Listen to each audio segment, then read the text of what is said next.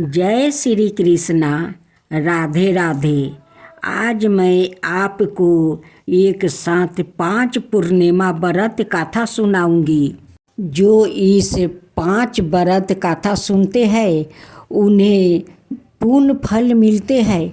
सत्यनारायण भगवान उन पर खुश हो जाते हैं और उनकी सारे मनोकामना पूरा कर देते हैं।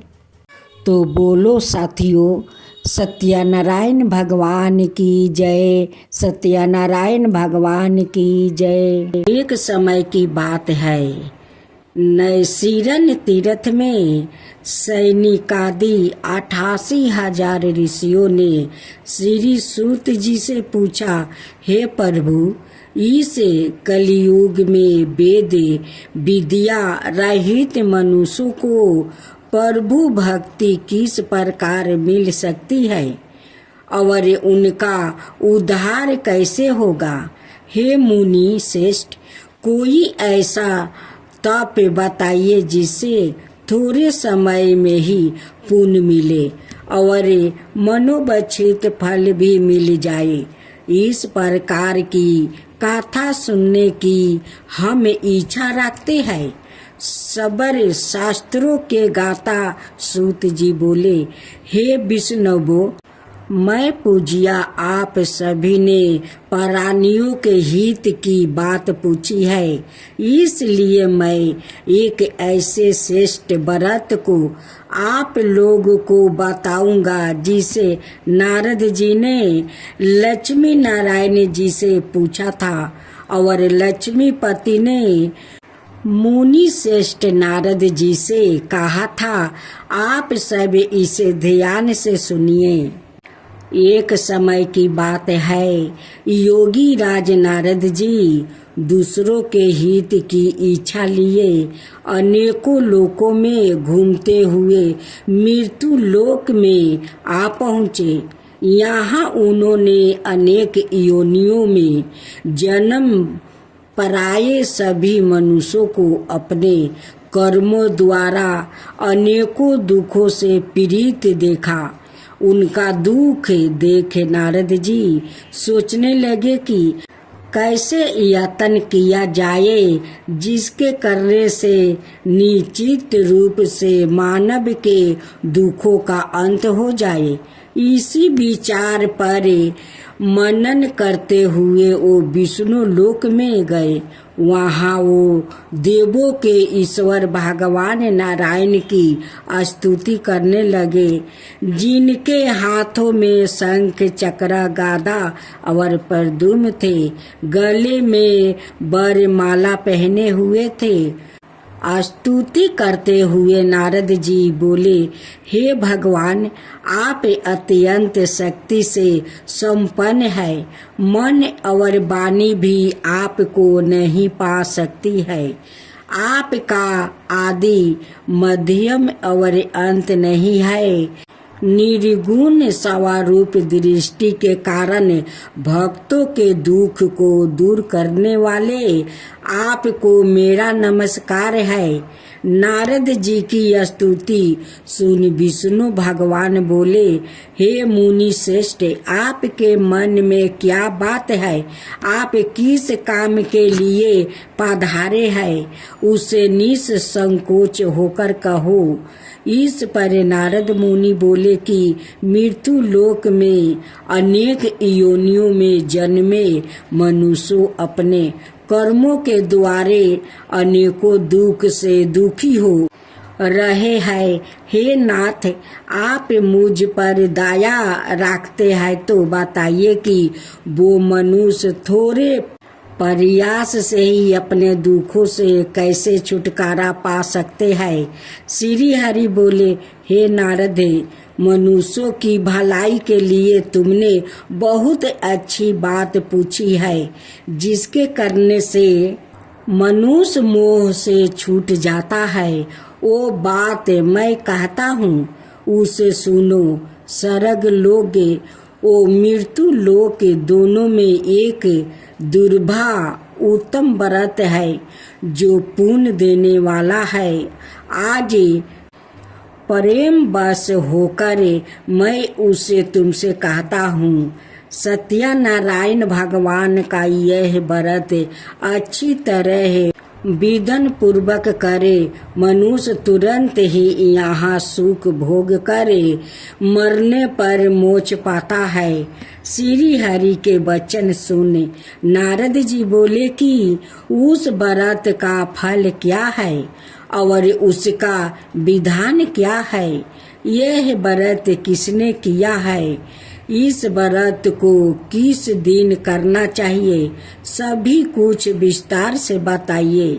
नारद जी की बात सुनकर श्री हरि बोले, दुख शोक को दूर करने वाला यह व्रत सभी स्थानों पर विजय दिलाने वाला है। मानव को भक्ति और श्रद्धा के साथ शाम को सत्यनारायण की पूजा धर्म परायण होकर ब्राह्मणों बंधुओं के साथ करनी चाहिए। भक्ति भाव से ही नैवेद्य केले का फल, घी, दूध और गेहूं का आटा सवाए ले, गेहूं के स्थान पर साठी का आटा, शक्कर और गुड़ लेकर सभी भक्षण योग्य पदार्थों को मिलाकर भगवान का भोग लगाए।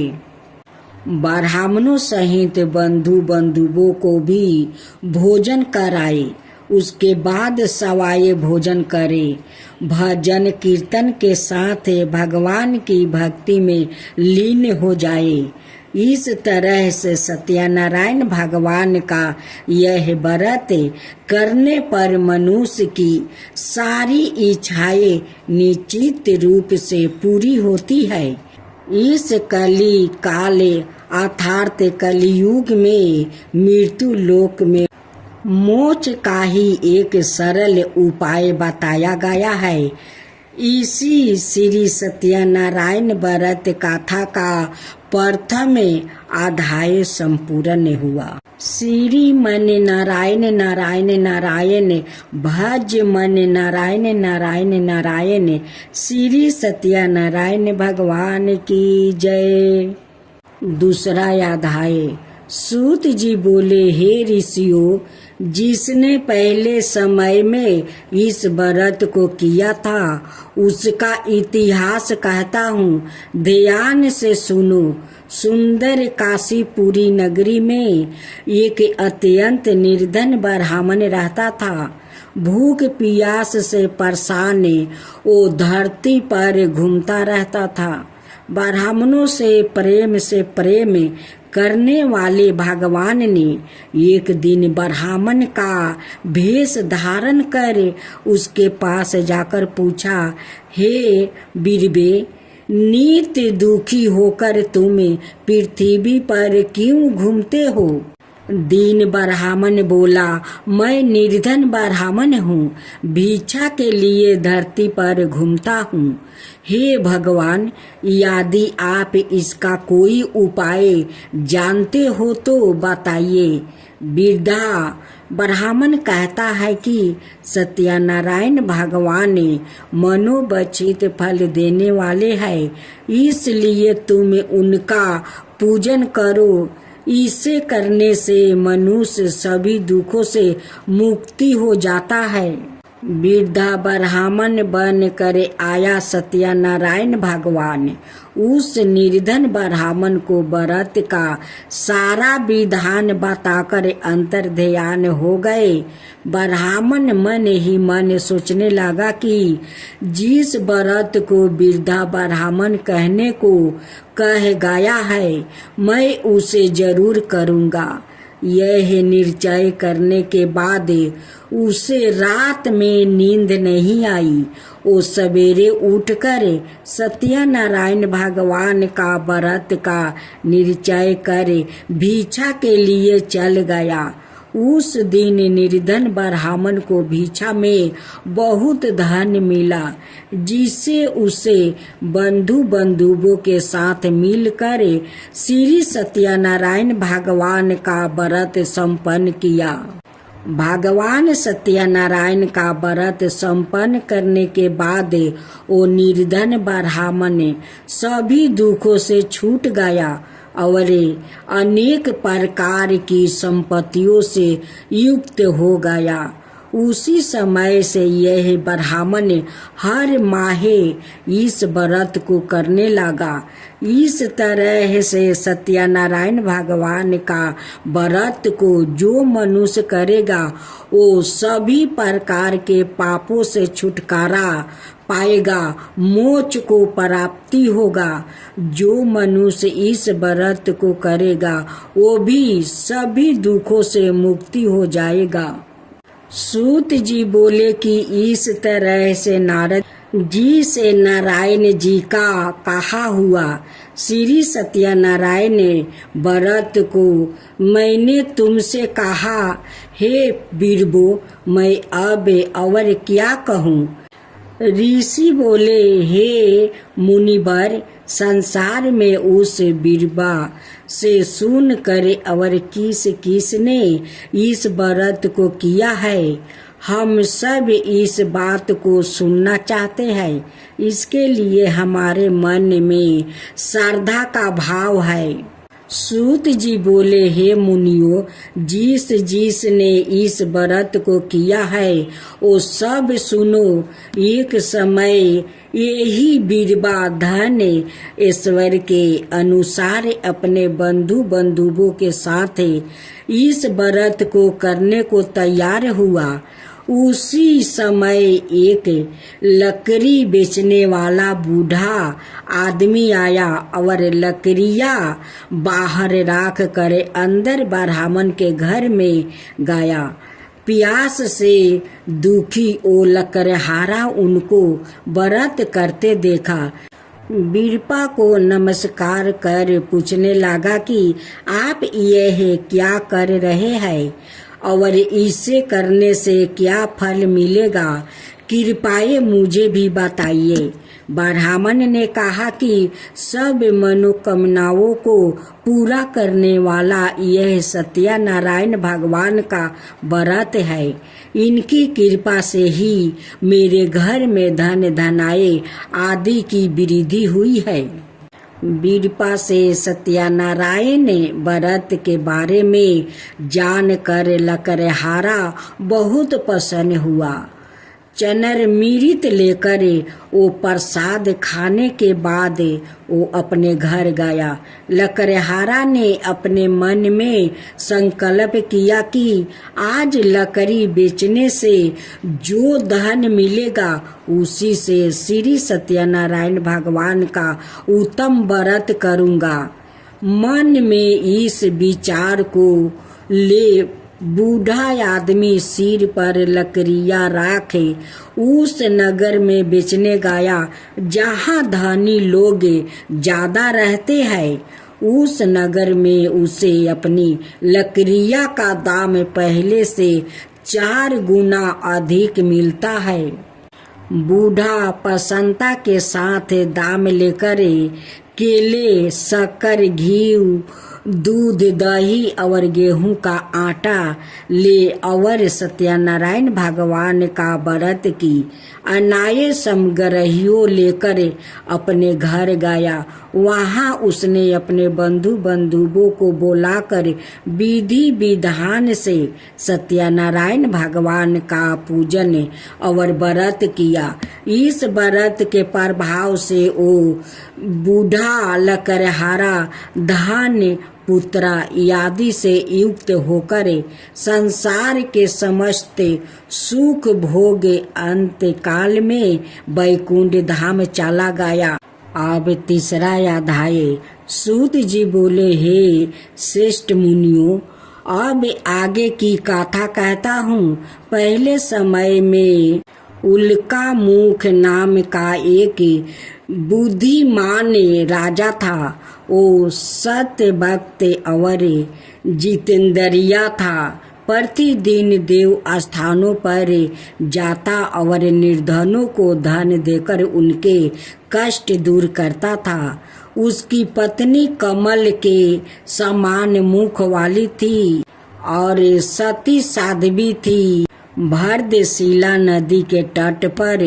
उन दोनों ने श्री सत्यनारायण भगवान का व्रत किया।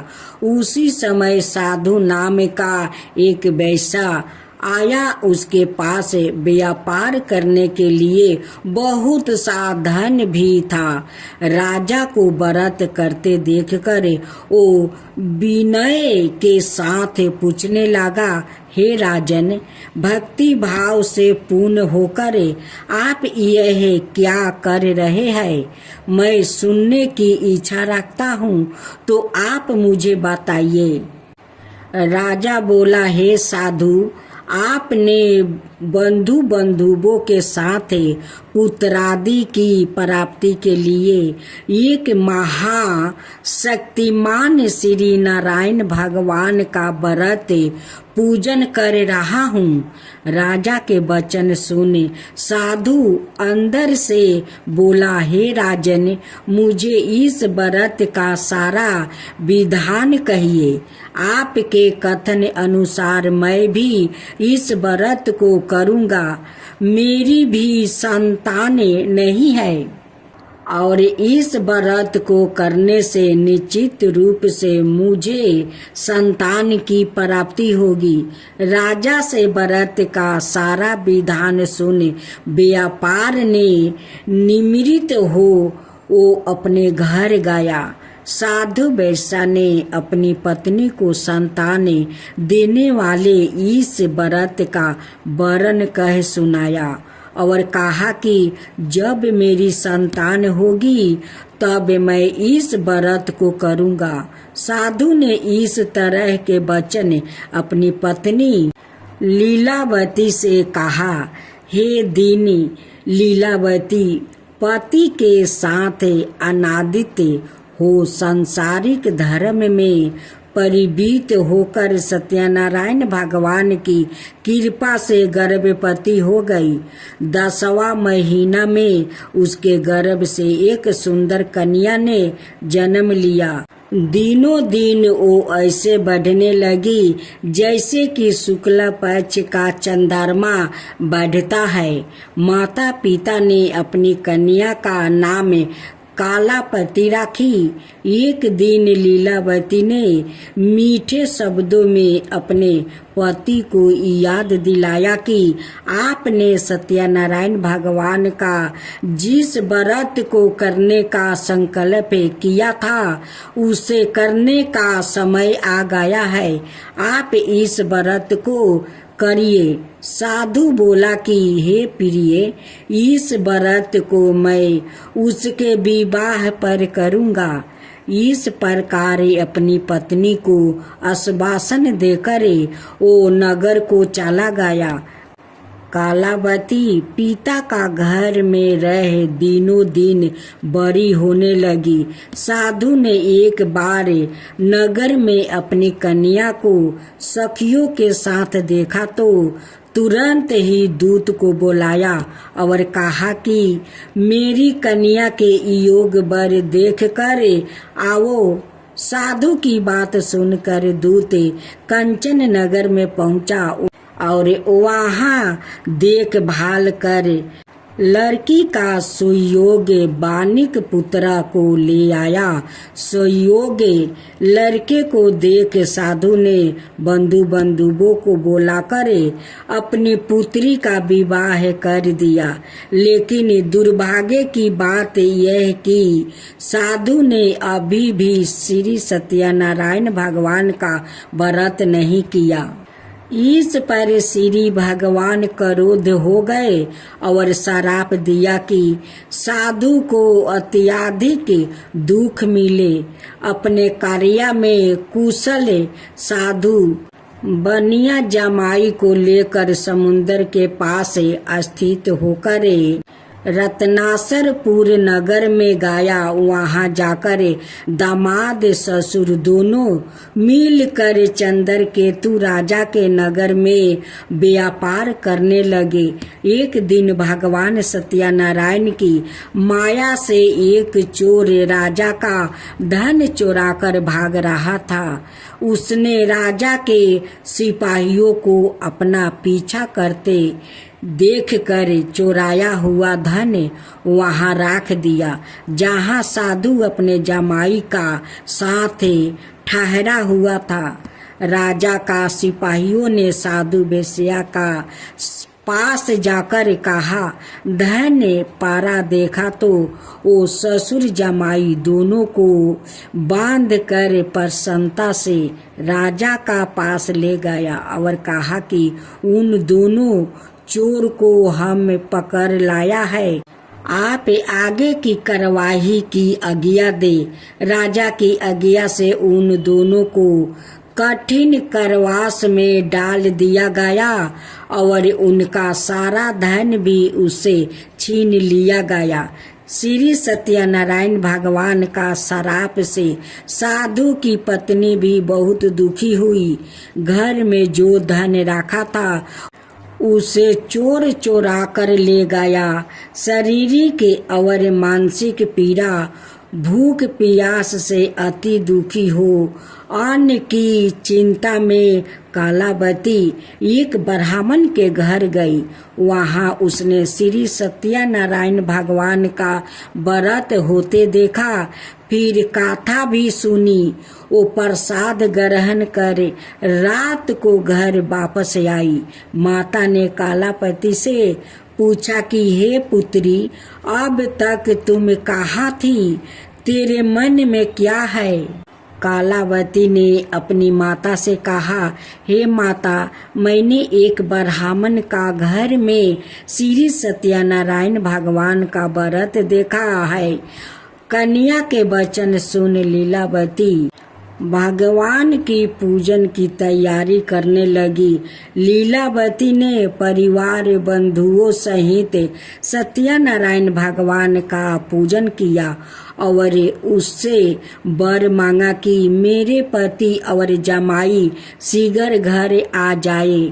साथ ही यह भी प्रार्थना की कि हम सबका अपराध क्षमा करें। श्री सत्यनारायण भगवान इस व्रत से संतोष हो गया और राजा चंद्रकेतु को सपने में दर्शन देकर कहा, हे राजन, तुम उन दोनों वेश्या को छोड़ दो और तुमने उनका जो धन लिया है उसे वापस कर दो। अगर तुमने ऐसा नहीं किया तो मैं तुम्हारा धन, राज, संतान सभी को नष्ट कर दूंगा। राजा को यह सब कहकर भगवान अंतर्ध्यान हो गए। प्रात काल सभा में राजा ने अपना सपना सुनाया। फिर बोले कि बानिक पुत्रा को कैद से मुक्त करे, सभा में लाओ। दोनों ने आते ही राजा को प्रणाम किया। राजा मीठी वाणी में बोला, हे महानुभावों, भागे बस ऐसा कठिन दुख तुम्हें प्राप्ति हुआ है, लेकिन अब तुम्हें कोई भय नहीं है। ऐसा कहे राजा ने उन्हें दोनों को नए वस्तु भूषण भी पहनाया और जितना धन उनका लिया था उससे दोगुना धन वापस कर दिया। दोनों वेश्या घर को चल दिया। श्री मन नारायण नारायण नारायण, भज मन नारायण नारायण नारायण। श्री सत्यनारायण भगवान की जय। चौथा अध्याय। सूत जी बोले, वेश्या ने मंगलचार कर अपनी यात्रा आरंभ की और अपने नगर की ओर चल दिया। उनके थोड़ी दूर जाने पर एक दंडी वेशधारी श्री सत्यनारायण ने उसे पूछा, हे साधु, तेरी नाव में क्या है? अभिमानी मानिक हंसता हुआ बोला, हे डंडी, आप क्यों पूछते हो? क्या धन लेने की इच्छा है? मेरी नाव में तो बेल पत्ते भरे हुए हैं। वैसा के कठोर वचन सुन भगवान बोले, तुम्हारा वचन सत्य हो। डंडी ऐसे वचन कहे वहां से दूर चला गया। कुछ दूर जाकर समुंदर के किनारे बैठ गया। डंडी के जाने के बाद साधु वैश्य ने नित्य क्रिया के पश्चात नाव को ऊंची उठाते देख कर अचंभा माना और नाव में बेल पत्ते आदि देख वो मूर्छित हो जमीन पर गिर पड़ा। मूर्छित खुलने पर वो अत्यंत शोक में डूब गया। तब उसका दामाद बोला कि आप शोक ना मनाए, यह डंडी का श्राप है, इसलिए हमें इनकी शरण में जाना चाहिए, तभी हमारी मनोकामना पूरी होगी। दामाद की बात सुनकर वो डंडी के पास पहुंचा और अत्यंत भक्ति भाव से नमस्कार करके बोला, मैंने आपसे जो असत्य वचन कहे थे उनके लिए मुझे क्षमा दे। ऐसा कहकर महान शोकतूर हो रोने लगा। तब डंडी भगवान बोले, हे मानिक पुत्रा, मेरी आज्ञा से बार बार तुम्हें दुख प्राप्ति हुआ है। तुम मेरी पूजा से विमुख हुआ। साधु बोला, हे भगवान, आपकी माया से ब्रह्मा आदि देवता भी आपके रूप को नहीं जानते, तब मैं अज्ञानी कैसे जान सकता हूँ? आप प्रसन्न होइए, अब मैं समर्थ के अनुसार आपकी पूजा करूँगा। मेरी रक्षा करो और पहले के समान नौका में धन भर दो। साधु वेश्या का भक्ति पूर्वक वचन सुनकर भगवान प्रसन्न हो गए और उसकी इच्छा अनुसार वरदान देकर अंतर्ध्यान हो गए। ससुर जमाई जब नाव पर आया तो नाव धन से भरी हुई थी। फिर वही अपने अनाए साथियों के साथ सत्यनारायण भगवान का पूजन कर अपने नगर को चल दिया। जब नगर के नजदीक पहुँचे तो दूत को घर पर खबर करने के लिए भेज दिया। दूत साधु की पत्नी को प्रणाम कर कहता है कि मालिक अपने दामाद सहित नगर के निकट आ गया है। दूत की बात सुन साधु की पत्नी लीलावती ने बड़े हर्ष के साथ सत्यनारायण भगवान का पूजन कर अपनी पुत्री कालावती से कहा कि मैं अपने पति के दर्शन को जाती हूँ, तू कार्य पूर्ण कर शीघ्र आजा। माता के ऐसे वचन सुन कालावती जल्दी में प्रसाद छोड़ अपने पति के पास चली गई। प्रसाद की आवागा के कारण श्री सत्यनारायण भगवान रूठ हो गए और नाव सहित उसके पति को पानी में डुबो दिया। कालावती अपने पति को वहां ना पाकर रोती हुई जमीन पर गिर गई। नौका को डूबा हुआ देख वो कन्या को रोता देख साधु दुखी होकर बोला कि हे प्रभु, मुझसे और मेरे परिवार से जो भूल हुई है उसे क्षमा करे। साधु के दीन वचन सुनकर श्री सत्यनारायण भगवान प्रसन्न हो गए और आकाशवाणी हुई, हे साधु, तेरी कन्या मेरे प्रसाद को छोड़कर आई है, इसलिए उसका पति अदृश्य हो गया है। यदि वो घर जाकर प्रसाद खाकर लौटती है तो उसे इसका पति अवश्य मिलेगा। ऐसी आकाशवाणी सुने कालावती घर पहुंचकर प्रसाद ग्रहण करती है और फिर आकर अपने पति के दर्शन करती है। उसके बाद साधु अपने बंधुओं सहित श्री सत्यनारायण भगवान का विधि विधान से पूजन करता है और इस लोक में सुख भोग ओ अंत में स्वर्ग को जाता है। श्री मन नारायण नारायण नारायण भज मन नारायण नारायण नारायण। श्री सत्यनारायण भगवान की जय। सूत जी बोले, हे ऋषियों, मैं और भी एक कथा सुनाता हूँ, उसे भी ध्यान पूर्वक सुनो। प्रजा पालन में लीन तुलंगध्वज नाम का एक राजा था। उसने भी भगवान का प्रसाद त्याग कर बहुत ही दुख सहन किया। एक बार वन में जाकर वन पशुओं को मार कर वो बर के पेड़ के नीचे आया। वहां उसने ग्वालों को भक्ति भाव से अपने बंधुओं सहित सत्यनारायण भगवान का पूजन करते देखा। अभिमान बस राजा ने उन्हें देख कर भी पूजा स्थान में नहीं गया और ना ही उसने भगवान को नमस्कार किया। ग्वालों ने राजा को प्रसाद दिया, लेकिन उसने वो प्रसाद नहीं खाया और प्रसाद को वही छोड़कर वो अपने नगर को चला गया।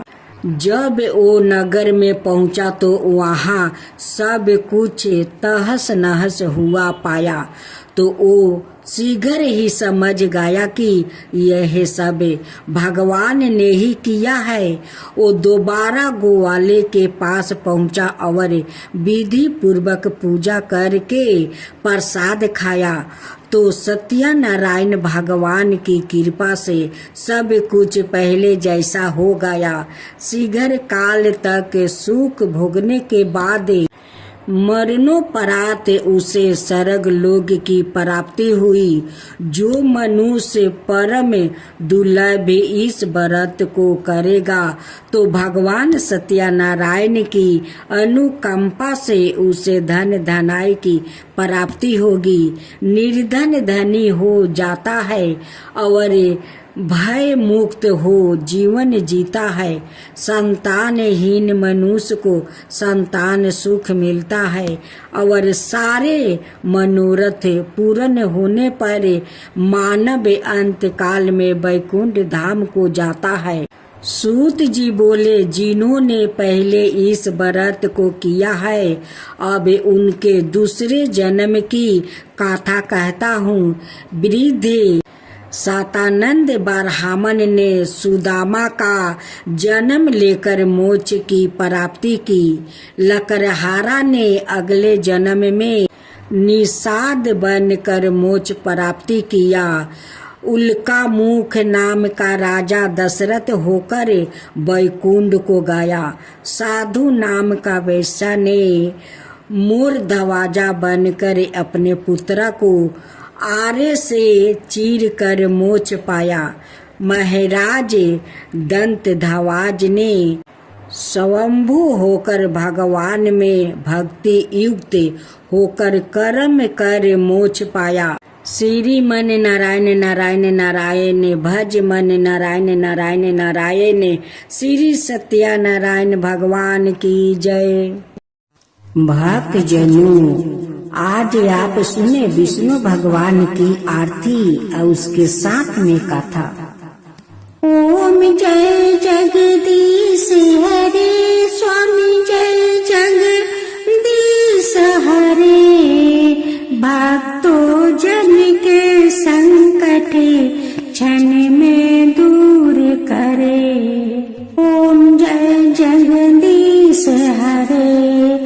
जो धावे फल पावे, दुख भी नाश मन का।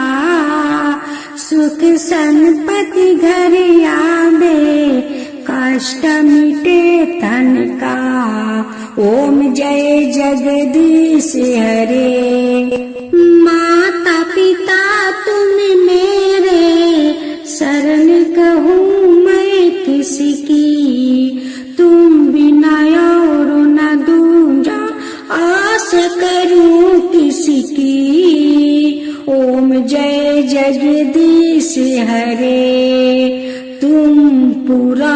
हरि महिमा तुम अंतर्यामी, पार ब्रह्म परमेश्वर तुम सबके स्वामी। ओम जय जगदीश हरे, तुम करुणा के सागर तुम पालन करता, मैं सेवक तुम स्वामी कृपा करो भक्तो। ओम जय जगदीश हरे, तुम हो ये काया गोचर सबके प्राणपति, किसी विधि मिलु दयामा तुमको मैं कुमति।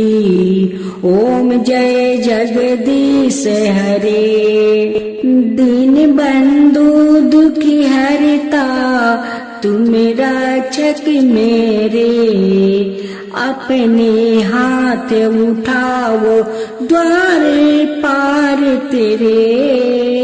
ओम जय जगदीश हरे, विषय विकार मिटाओ पाप हरो देवा, श्रद्धा भक्ति बढ़ाओ संतन की सेवा।